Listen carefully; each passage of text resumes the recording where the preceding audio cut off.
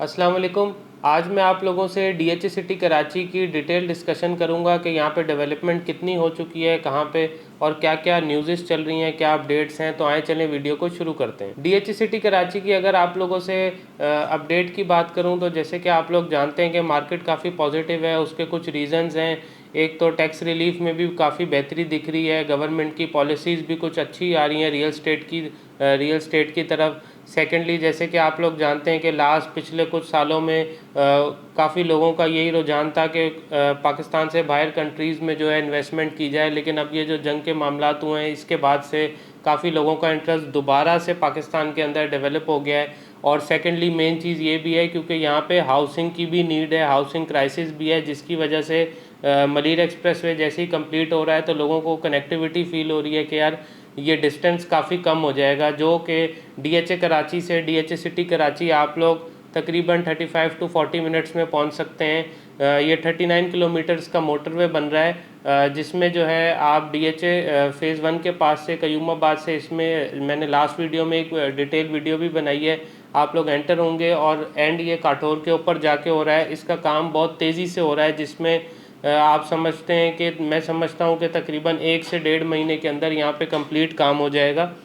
और सेकेंडली अगर आप लोगों से डेवलपमेंट की बात करूं तो डीएच सिटी की डेवलपमेंट में शौकत खानम की बात की जाए तो उसका काम भी काफ़ी तेज़ी से हो रहा है। अनकरीब उसको भी उसका कुछ पार्ट ओपन कर दिया जाएगा। नेक्स्ट डीएच सिटी में जो है कुछ बिल्डर्स के 2 प्रोजेक्ट्स भी लॉन्चिंग हुए हैं, जिसमें जो है हाउसेस के उन्होंने प्रोजेक्ट इंस्टॉलमेंट के ऊपर दिए हैं। सेकेंडली फिर ये है कि एक और चीज़ एक्सपो सेंटर की भी सुनने में आ रहा है कि ये भी अनकरीब इसका काम भी स्टार्ट हो जाएगा। जैसे कि एक्सपो सेंटर का काम स्टार्ट होता है तो तकरीबन 2 से 2.5 साल के अंदर यहाँ पे ये काम भी एक्सपेक्टेड है कि कंप्लीट हो जाएगा। तो एक्सपो के हिसाब से भी लोगों का ज़रा यहाँ पे रुझान बनेगा।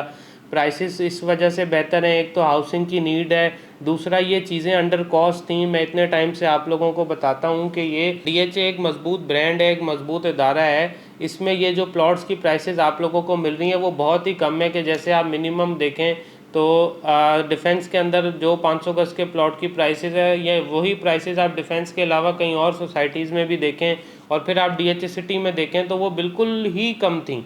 मतलब ऐसा नहीं मैं कहूँगा कि जाहिर सी बात है, अब लोग ये कहते हैं कि डिस्टेंस भी तो दूर है, आप कह रहे हैं कि प्राइसेस सेम हो जाएंगी। ऑब्वियस सी बात है कि प्राइसेस सेम नहीं होंगी, लेकिन एक चीज़ है कि अगर डीएचए के अंदर एक प्लॉट 10 से 12 करोड़ का है और यही प्लॉट यहाँ पे आपको 2 से 2.5 करोड़ का मिल रहा है 500 गज का, तो ऑब्वियस है कि उसमें गैप बहुत ज़्यादा है, वो गैप फुल हो जाएगा, उसमें काफ़ी हद तक इम्प्रूवमेंट आ जाएगी। इसी तरीके से बैरियर टाउन कराची में भी यही है, डीएच सिटी में भी यही है, क्योंकि प्राइसेस यहाँ पे बहुत ज़्यादा अंडर कॉस्ट थी। जितनी इन्फ्लेशन बढ़ चुकी है, जिस तरीके से शहर के रेट्स हैं और फैसिलिटीज़ वहाँ पे हैं नहीं, तो ये वक्त के साथ आप लोग देखेंगे ये प्राइसेस में मज़ीद जंप आएगा।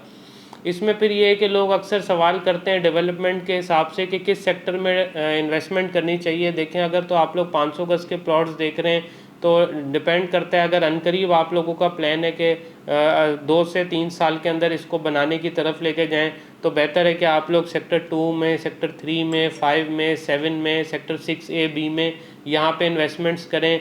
नहीं तो अगर आप लोगों का लॉन्ग टर्म प्लान है, जिन लोगों का बजट यहाँ पे नहीं बनता है या जो लोग थोड़ा लॉन्ग टर्म प्लान रखते हैं, तो वो फिर जाके सेक्टर 10 में, 9 में, 11, 12 में यहाँ पे प्लॉट्स ले सकते हैं। छोटे प्लॉट्स के लिए आप लोगों के लिए बेहतर है कि जहाँ पे डेवलपमेंट हुई है, सेक्टर 6D, सेक्टर 9C, यहाँ पे 200 गज के प्लॉट्स अच्छे हैं क्योंकि डेवलप हुए हैं।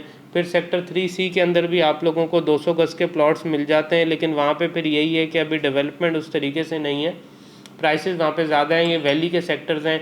125 गज में सेक्टर 14A, 14B में डेवलपमेंट है, 14B में घर भी बने हुए हैं, कुछ फैमिलीज़ भी रह रही हैं। यूटिलिटीज़ वहाँ पे थोड़ी सी कम है, लेकिन वक्त के साथ यूटिलिटीज़ भी आ जाएंगी। रह गई बात वैली के सेक्टर्स की, वहाँ पे भी अभी डेवलपमेंट डीएचए की तरफ से हो रही है। 125 गज की प्राइसेस की अगर मैं आप लोगों से बात करूँ तो 125 गज से लेकर 2000 गज तक हर चीज़ के प्राइसेस में इम्प्रूवमेंट आई है, और आप लोग देखेंगे इंशाल्लाह वक्त के साथ ये इम्प्रूवमेंट मज़ीद आएगी। और रह गई बात वैली के सेक्टर्स की, तो यहाँ पे अभी डीएचए डेवलपमेंट कर रहा है। उम्मीद है कि बहुत जल्द यहाँ पे भी डेवलपमेंट हो जाएगी। और 15-16 सेक्टर के अंदर भी डेवलपमेंट हो रही है, गोल्फ कोर्स का काम भी वहाँ पे हो रहा है। तो ये कुछ ओवरव्यू हुआ है कि कितने सेक्टर्स हैं यहाँ पे। बाकी आप लोग अपने बजट के हिसाब से डिसाइड कर सकते हैं या आप लोगों की फिजिबिलिटी क्या है, आप किस तरीके की इन्वेस्टमेंट चाह रहे हैं, कितने अरसे बाद आप लोगों ने घर बनाना है, फिर आपने डिसाइड करना है कि आप लोगों के लिए क्या चीज़ फिजिबल है।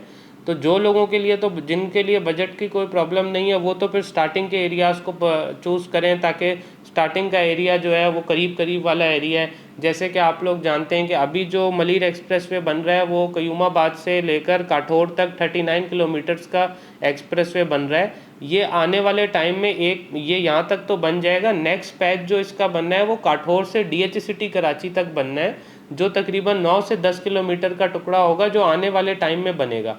उससे फिर ये डायरेक्टली DH सिटी कनेक्ट हो जाएगा। लास्ट मेरी आप जो वीडियो देखेंगे उसमें मैंने आप लोगों को बताया कि अभी आप लोग काठौर तक आ सकते हैं, लेकिन ये जो फर्दर प्लान है DH सिटी के, आप पेज पे भी देख सकते हैं, वो ये है कि ये कयूमाबाद से DH सिटी आप डायरेक्ट पहुंचेंगे। तो ये जो 9-10 किलोमीटर का पैच है, ये इसके बाद इसका काम अभी भी स्टार्ट हो चुका है, ये बनेगा। तो ये आके फिर जो भी बंदा इस पर ट्रैवल करेगा तो वो डायरेक्ट DH सिटी कराची में ही वो आएगा। और इसकी जो एंट्रेंस है DH सिटी कराची के पास सेक्टर 4 सेक्टर 7 के पास ये मलीर एक्सप्रेस वे उतरेगा। तो आप लोगों के लिए ये जो 39 किलोमीटर्स है, ये तकरीबन 49 किलोमीटर्स हो जाएगा।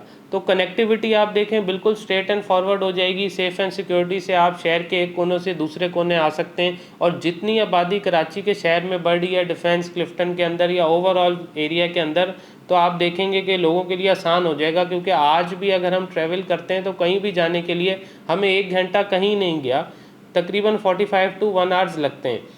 और इसमें अगर आप लोग देखेंगे कि आप शहर से कनेक्ट हो जाते हैं, आप 40 मिनट के अंदर अगर आप ये रास्ता विदाउट ट्रैफिक कर सकते हैं, तो ऑटोमेटिकली लोगों का इंटरेस्ट यहाँ पे मज़ीद बनेगा। तो बाकी आप लोगों की फर्दर कोई भी क्यूरी हो, आप कांटेक्ट कर सकते हैं। इन्वेस्टमेंट के हवाले से कोई डिस्कशन करना चाहें तो दिए गए नंबर पे आप रब्ता कर सकते हैं। फर्दर हमारे पास कुछ ऑप्शंस भी हैं, जैसे कि आप लोगों को पता है सेक्टर 14B में कुछ घरों के ऑप्शन भी हैं।